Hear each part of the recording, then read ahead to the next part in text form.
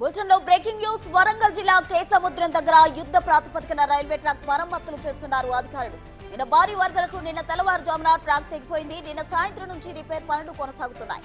Damage భారీగా ఉండడంతో track మరమ్మతులు పనులు ఆలస్యమవుతున్నాయి అన్నారు అధికారులు.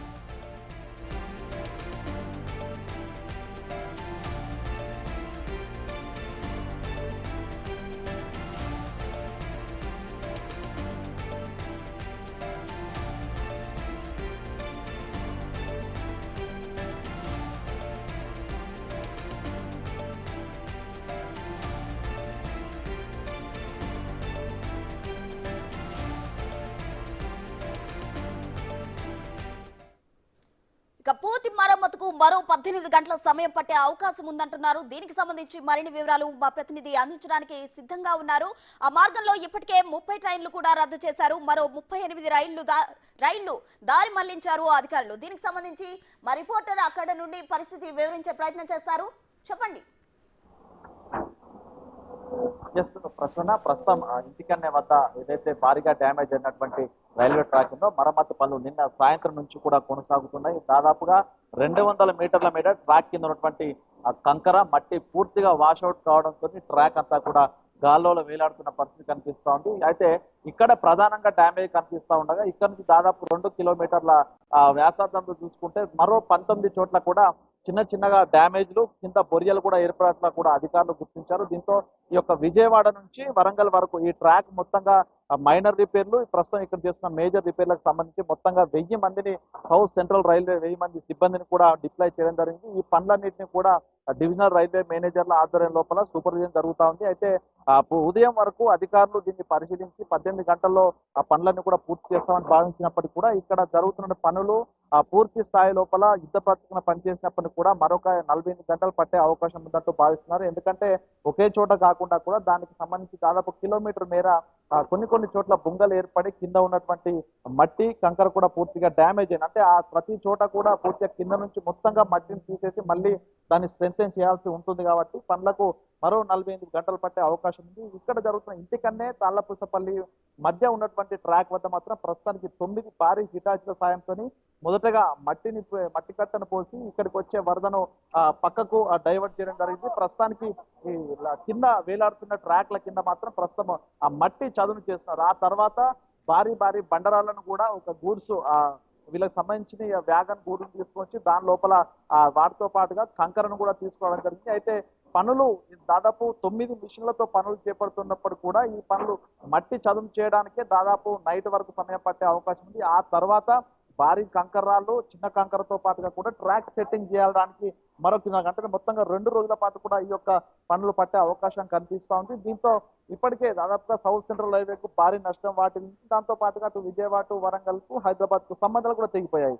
నిన్న నైట్ వరకే 438 సర్వీసులు రద్దు చేయగా ఉదయం కూడా మరొక 90 సర్వీసులను పూర్తిగా రద్దు చేశారు. మిగతా ట్రైన్స్ అన్నింటినీ కూడా డైవర్షన్ చేస్తున్నారు. దీంతో లక్షల మంది ప్రయాణికులు తీవ్ర ఇబ్బంది ఎదుర్కొంటున్న పరిస్థితి కనిపిస్తోంది. అందుకే సౌత్ సెంట్రల్ రైల్వేకి సంబంధించినటువంటి జనరల్ మేనేజర్ అరుణ్ కుమార్ కూడా మరికొద్ది సేపట్లో ఈ యొక్క ట్రాక్ డ్యామేజ్ అయిన ప్రాంతానికి చేరుకొని పూర్తిగా పనులు ఏ విధంగా కొనసాగుతున్నది కూడా పరిశీలించే అవకాశం కనిపిస్తా ఉంది.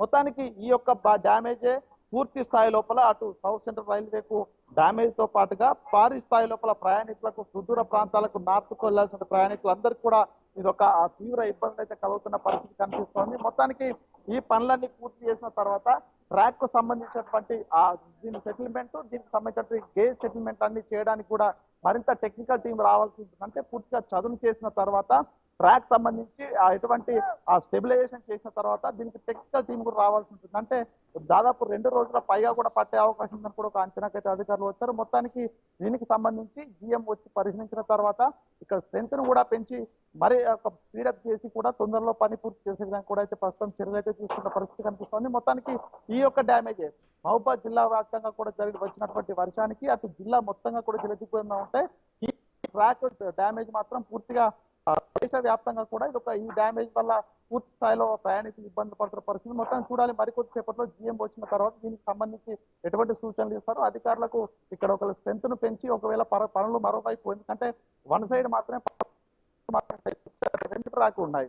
దీనికి సంబంధించి లెఫ్ట్ సైడ్ ట్రాక్ మాత్రమే వర్క్ జరుగుతున్నాయి ప్రస్తుతానికి. దీనికి సంబంధించి రైట్ సైడ్ ట్రాక్ పనులు చేయడానికి పూర్తి స్థాయిలో వరద ఉర్రెగోయడంతో అటు మిషన్ కూడా వెళ్ళే పరిస్థితి లేదు. సో అటు కూడా మరిన్ని మిషనరీ పెంచి పనులు చేస్తే మాత్రం స్పీడప్ అయ్యే అవకాశం ఉంది. దీనికి సంబంధించి పై స్థాయి అధికారుల నుంచి ఆదేశాలు వస్తే పని చేస్తామంటూ కూడా ఇక్కడ ఫీల్డ్ ఇన్ఛార్జ్ కూడా చెప్తున్న పరిస్థితి. సో చూడాలి, మొత్తానికి ఈ రోజు సాయంత్రం వరకు మట్టి చదును పూర్తయితే తప్ప ఎప్పటి వరకు ఇది పూర్తవుతుందనే దానిపై కూడా క్లారిటీ వచ్చే అవకాశం అయితే లేదు ప్రస్తుతం.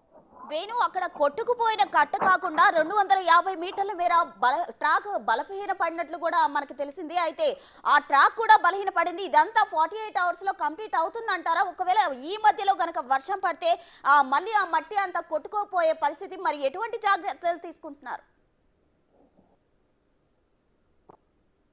సంబంధించి ప్రధానంగా డ్యామేజ్ జరిగిన ప్రాంతం లోపల ఒక మట్టి కట్టని బండును ఏర్పాటు చేస్తారు. అంటే వచ్చేటువంటి ఫ్లోట్ ఒకవేళ వరద పెరిగినా మీదున్న చెరువులు ఉప్పొంగినా కూడా వరదంతా బయటికి డైవర్ట్ అంటే డ్యామేజ్ అయిన ప్రాంతానికి అవతల వైపు మళ్ళిస్తూ బండి ఏర్పాటు చేశారు. అయితే అది ప్రధానంగా డ్యామేజ్ అయింది. కానీ మరి ఇట్లాంటి ప్రధాన డ్యామేజ్ కాకుండా మైనర్ డ్యామేజ్లు కూడా భారీ స్థాయి వరద రావడంతో ప్రస్తుతం మనం చూసినటువంటి ఈ లొంత కూడా పూర్తిగా వాటర్ ఫ్లో ఎక్కువైపోయి ఇక్కడ ఉన్నటువంటి కంకర పూర్తిగా ఇక్కడ నుంచి బ్యాష్ అవుట్ అయింది. దాంతో ఈ యొక్క గాజ్ ఏదైతే ఉంటుందో ట్రాక్ కు సంబంధించి అది కూడా కొంచెం డిస్లొకేట్ అయింది, అంటే పక్కకు జరగడం జరిగింది. దాంతో పాటుగా మనం ఇప్పుడు చూస్తున్నటువంటి సిమెంట్ దిమ్మెలకు సంబంధించి కిందన్నటువంటి కొట్టుకుపోయి కొంత బొర్రెలు ఏర్పడ్డాయి. అంటే ఇట్లాంటి పరిస్థితులు దాదాపు ఇంకొక 19 చోట్ల ఉన్నాయి. అంటే ఇదంతా మైనర్ రిపేర్లు అయినప్పటికీ కూడా దీని కింద నుంచి పూర్తి స్థాయి లోపల మరమ్మతులు చేసి దీంట్లో మట్టి దాంతోపాటు గులకరాలు వేసి దీన్ని స్ట్రెంథెన్ చేయాలంటే కూడా దీనికి కూడా సమయం బాగా పట్టే అవకాశం ఉంది. ఓన్లీ ప్రధాన డ్యామేజ్ జరిగినటువంటి ప్రదేశంలోనే ప్రస్తుతం పనులు జరుగుతున్నాయి. కానీ ఇట్లా బొర్రెలు పడి పూర్తి స్థాయి లోపల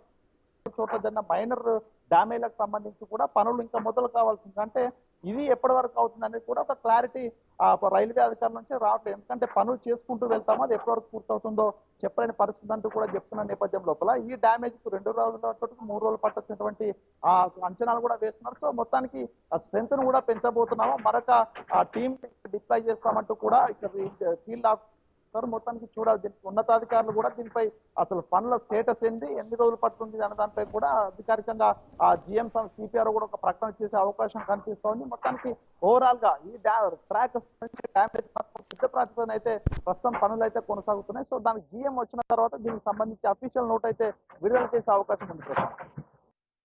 రైట్ వేణు, థ్యాంక్ యూ.